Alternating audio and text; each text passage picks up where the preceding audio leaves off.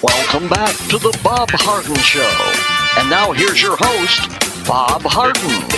Thanks so much for joining us here on the show. It's brought to you in part by Gulf Shore Playhouse, bringing you professional New York-style theater at its very best. I proudly serve as board chairman for 15 years and very proud of what we've accomplished. You can find out more by visiting the website, gulfshoreplayhouse.org. We have with us Crystal Kinzel. She is our Collier County Clerk of Courts. Title's actually longer than that, Crystal. I apologize, but thank you so much for joining us here on the show. Thank you. Good morning, Bob. Good morning, Crystal. So for our listeners that may not be familiar with your role and position, it's an elected position. Congratulations, by the way, on being elected. Thank you. What exactly do you do? Oh, lots of things. But we have about, they say about 9,000 duties under the statute. But the clerk of courts, and the last part of that is comptroller for Collier County. We wear primarily three hats. We're the keeper of all of your official records, which include your deeds, mortgages, marriages. The clerk's office has those dating back to 1923 and some documents before that, but when Collier was incorporated. We're also the keeper of all the court information, collection of fines and fees. We pull the jury for the courts. We do domestic violence injunction preparation for the judges. We keep all of the court records, and those are all parts of our responsibility. And then the comptroller role, which is as board of the county commissioners, elected separately by the citizens. We're the watchdog over the county's functions. Yeah. They do the policy. They decide to incur debt, for example. We monitor that. We make the payments. We do all the financial work. We prepare the county's financial statements. And as you know, going into 2021 in October, we'll be at over $2 billion budget countywide. Yeah. So it's a large responsibility. We pay all the bills for Collier County, payroll. We do the investment of your county funds. You can find all that information on our website, collierclerk.com. So we have a variety of roles, and we're busy. Yeah, it sounds like you are. So, by the way, I understand that now we're going to start to have jury trials in Collier County. That's for the first time in about 7 months. Right. They were postponed, obviously, due to COVID for the safety and security. We will hold our first, barring any unforeseen circumstance, we are scheduled and have sent out jury summons for our first recurring jury trial October 6th. Well, that's good to so get we're getting back in full business. Yeah. We've been in business, but mostly remote hearings, things that did not require us to pull a lot of people into the buildings. But jury trials now, we need to get back on track. So that means that some people have been in a holding tank or just trials have just been delayed until this point? Yes. Wow, yes. my goodness. Yes. So we do have a backlog of trials to hold. Yeah. They've been prepping for them. As I said, you have a lot of attorney meetings and preparation with the judges and coordination efforts. Those have been happening remotely and through Zoom and some other facilitating processes. But when it gets down to the jury and the actual trial, we're real glad to get back to business. Well, I'm sure the people that are looking for justice are pleased as well. So, Crystal, I understand some great news. I saw the announcement that our credit rating is superb. Yes, it is. And that's why we thought it best, in this time of COVID, and revenues are obviously depleted, and unemployment was higher, and things going on in the state with our tourism, housing, so many issues, and we wanted people to hear some positive news. We are still healthy financially and fiscally in Collier County. We think we do a great job watching the taxpayers' money. We work very closely with the county budget office, the commissioners, making sure that everything runs smoothly. And we did just get a favorable rating by Fitch. With COVID, especially on the tourism, there was a watch on the tourism lending, and they've removed that. It's gone to stable now from any negative watch. And they review a lot of factors like those revenues, what are our policies, how conservative are we, what are our reserves. And they ask all of those questions about our business in Collier County, and it's reflected in the removal of that and moving us to a stable. We're actually very highly rated, both Fitch and Moody's. We have some an S&P AAA, a Fitch AAA, water and sewer bonds are AAA in Collier County. and That's great it's news. great news for the citizens that we are healthy even in the face of COVID. No, it is indeed terrific news. You just think about New York City and some of these other places where they're looking for a federal bailout for their circumstances.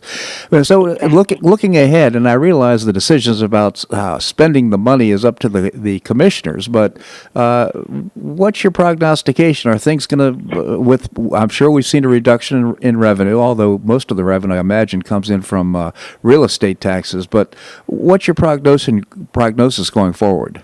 Well, fortunately, we obviously in April, we were a bit fearful.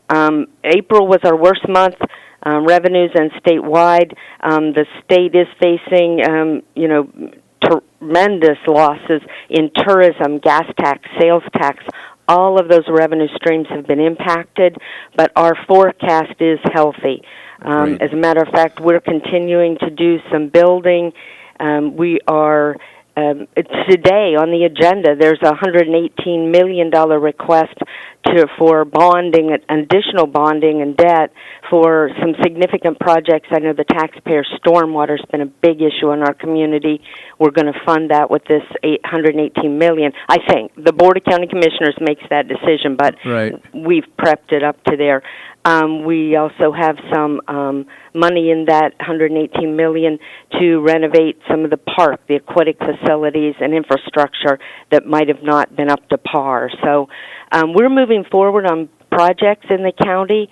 I always am concerned about debt, but the comforting news is Collier's one of the very few. We actually have a cap on debt, and it can't exceed 13% of bondable revenues. Yeah. Now, that's not a law. It's not a state requirement. It is something that Collier County has put in place to remain very conservative in our debt issuance. That's great. And so, Krista, I'll ask you if I could about we have the sports park, and as I understand it, there's some revenue bonds that were issued, maybe revenue bonds, I'm not certain, but the point is, will this park actually generate revenue? Well, it'll generate revenue. Now, most of our parks are not self-sustaining, so they get revenue from the general fund to help in operational matters. But part of the $118 million is a refinance, actually, of the initial paper that we took out for the sports park. It was originally estimated about $65 million. I think it's running about $150 million if they go with the field house now. They're looking at whether that field house should also be a hurricane structure, shelter. So all those things are still in development, but it will generate people coming to Collier County. They're looking for that to increase the tourism tax revenue and other revenues that will support at least the debt service payments. Well, this is just a very encouraging conversation, Krista, I must admit. Hey, I'm wondering, are you going to be going to the Republican Women of Southwest Florida Federated, the event that's going to be happening, I guess it's tomorrow night, for the Constitutional Conservative Award Night? Yes, I'm actually going to be there. Well, I am too. I'm hopeful that we'll have an opportunity to meet Crystal. I haven't had the pleasure. But I do want to mention that our own Andrew Joppa, who has been a guest on the show for years every week, has been nominated as that Constitutional Conservative of the Year. So we'll be honoring Andrew. I'm a member of that organization with the women's groups here in Collier. I try to stay very active in our local organizations, so I'm signed up to go. Outstanding. Well, Crystal, give us your website again. It's CollierClerk.com. Very simple. All the investment information is on there, what we do with your taxpayer money, the expenditures. So we think we try to put a lot of information so that we're very transparent to the taxpayers. Crystal, I just genuinely appreciate your commentary here on the show. Thank you. Anytime, Bob. Okay. We really appreciate the opportunity to get our message out of what is going on in Collier, and I appreciate the opportunity. My pleasure indeed. Thank you, Crystal. And see you tomorrow night. And again, if you'd like tickets for this event to acknowledge Andrew and to meet Crystal and meet me, let's see where you can go. I think there's a website here. If I can find it, I'm looking at a place to sign up, but you can go to rwsff.org, and just check the events.